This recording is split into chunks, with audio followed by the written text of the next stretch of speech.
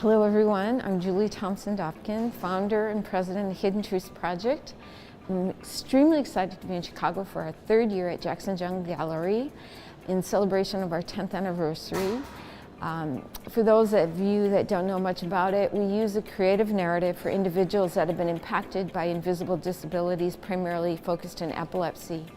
And art really has become our platform to connect with the public, to educate them the reality of what it means to live with epilepsy apart from the seizure experience.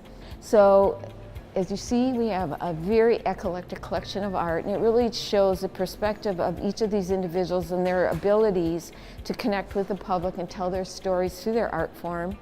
We now work with about 500 plus artists from all over the world, 6 continents, and so we're really excited to have a really mixed collection of art and all mediums of art as well.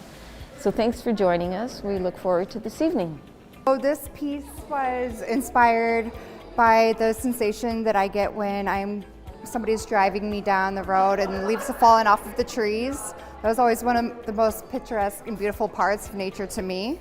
But after I started having seizures, I noticed that those flashing of lights that come from the natural sun and between the branches and the trunks of the trees actually are more like strobe lights, and so they actually can trigger seizures for me. So it's kind of this juxtaposition of something that's so beautiful to me and something I've always loved, with now that's something that's kind of frightening, knowing what will come from it. I had my first seizure at 27. It was just a beautiful Saturday afternoon. I was laying on the couch with my husband watching a movie, and they think maybe I had a gene mutation, but we really don't know anything, so just taking it day by day. I have a place in my house that I have set up just to do my art, and it's where, when I'm having a hard time articulating how I'm feeling after having a seizure, that's where I go and I do my work. So this was after I had multiple seizures in the hospital that they triggered by triggering flashing strobe lights. And after having those seizures, this is what kept flashing back to me, so that's what inspired this piece.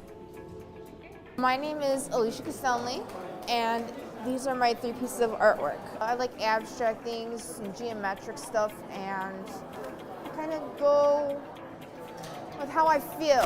Why is it important for people for epilepsy to make art? It keeps them calm, relaxed, instead of, stressed, worried.